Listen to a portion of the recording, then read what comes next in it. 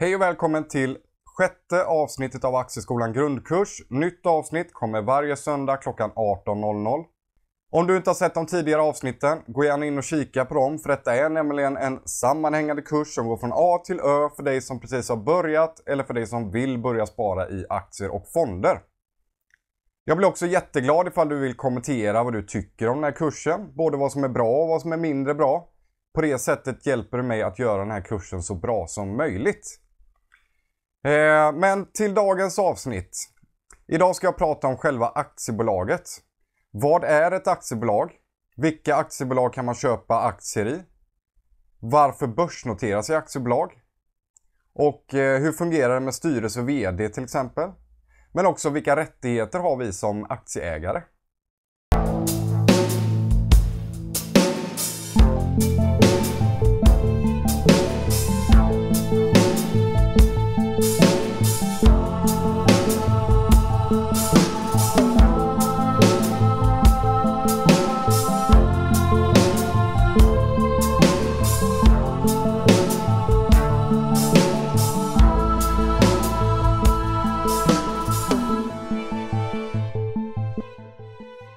Så vad är då ett aktiebolag? Jo, det är en företagsform som kännetecknas på flera olika sätt.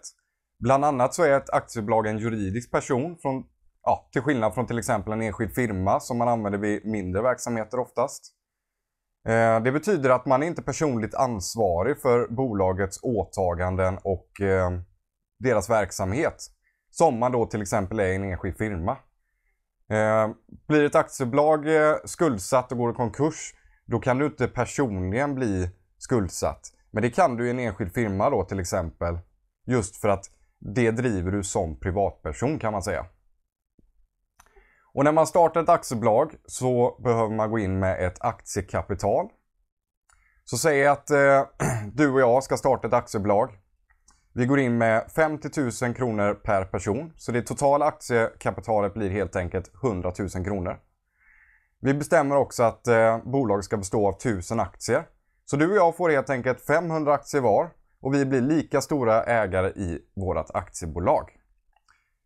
Sen kan vi då sälja våra aktier till andra personer och då blir den här personen som köper aktierna från antingen dig eller mig en ny delägare i aktiebolaget.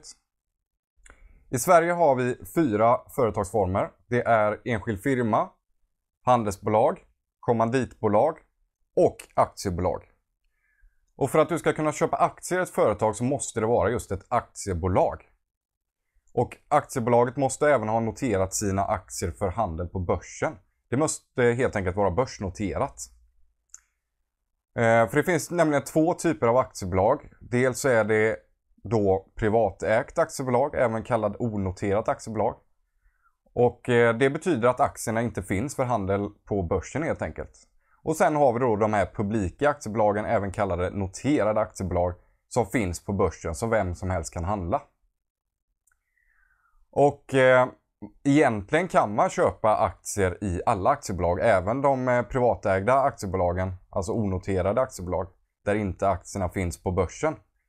Men då måste du själv söka upp bolagets styrelse och framföra ditt önskemål om att du vill köpa aktier i bolaget. Och ofta kanske de inte vill ha in fler aktieägare och då väljer de helt enkelt att inte sälja några aktier och därav så är det betydligt svårare att köpa aktier i ett onoterat bolag än i ett börsnoterat bolag då. Och tittar man på ett privatägt aktiebolag så är det vanligtvis de som driver verksamheten som äger aktier i bolaget, möjligtvis tillsammans med en investerare. Och det är klart att de vill oftast inte dela med sig av bolagets vinst till någon annan. Om det inte är så att de kanske behöver få in kapital. Och då kanske de släpper nya aktier då som någon annan kan köpa. Börsnotering innebär att ett aktiebolag noterar sina aktier för handel på börsen. Så att vem som helst kan köpa aktier i bolaget helt enkelt. Och varför ett bolag börsnoterar sig kan bero på många saker. Det kan vara till exempel att man vill underlätta handeln av aktierna i bolaget. Det kan också handla om att man lättare vill ta banklån. För då får man nämligen lättare när man är börsnoterade. Eller så kanske man vill stärka sitt varumärke. För att det är en kvalitetsstämpel att vara börsnoterade i och med de stora kraven som finns på börsnoterade aktiebolag i Sverige. Men ofta så handlar det om att man behöver få in kapital. Man kanske vill utöka sin verksamhet och behöver därför göra investeringar. Och genom att börsnotera sitt aktiebolag och i samband med det då släppa nya aktier så får man in ytterligare aktiekapital som man kan använda till exempel investeringar. Och oftast kan vem som helst delta i en börsnotering via sin internetbank där man i vanliga fall köper aktier. Och vilket pris aktierna kommer få vid en börsnotering, även kallad då teckningskurs, det kan variera väldigt mycket.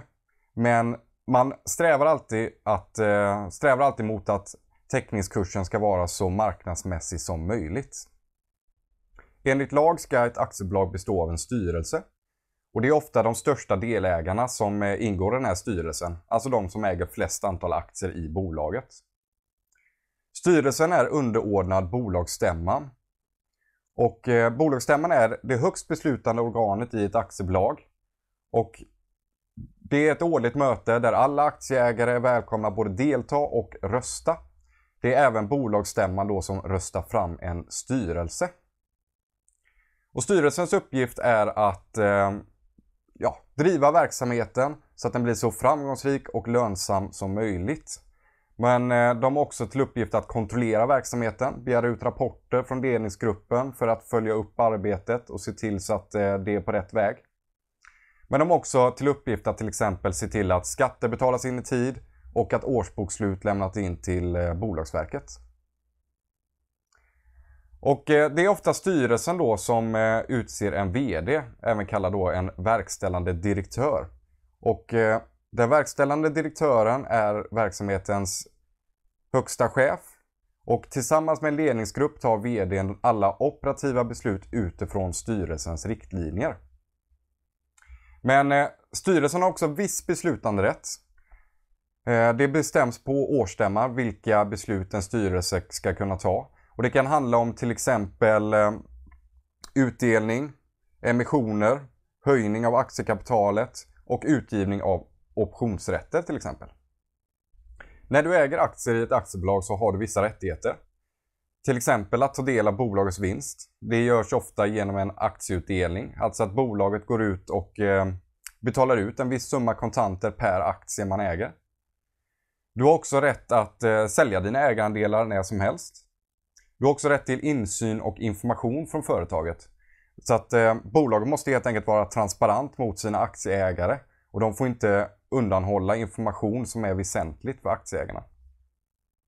Du har också rätt att rösta och delta på bolagsstämman som jag nämnde tidigare. Och på det sättet då påverka bolaget. Och du har även viss rätt att delta i emissioner. Det kan se lite olika ut. Ibland så är det en riktad nyemission där bara utvalda aktörer får delta.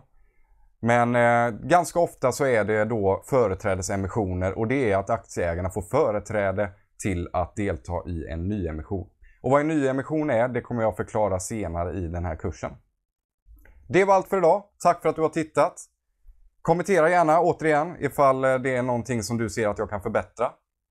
Nästa vecka kommer jag förklara vad stamaktier är för något, vad preferensaktier är för något. Jag kommer också förklara olika sätt då hur man kan tjäna pengar på aktier. För det finns ju inte bara ett sätt utan det finns flera. Och jag kommer även prata om lite aktieindex.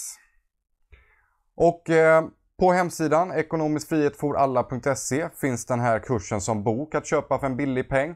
Så ifall du vill ha tillgång till hela den här kursen nu direkt, ifall du vill ha en bok som komplement, eller ifall du vill stötta den här kursen, kika in på hemsidan.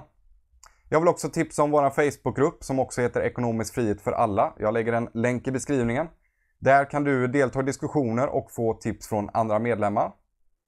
Och till sist, ifall du gillar den här videon, ge jättegärna en tummen upp och glöm inte att trycka på prenumerera så att du inte missar nästa avsnitt. Tack för idag!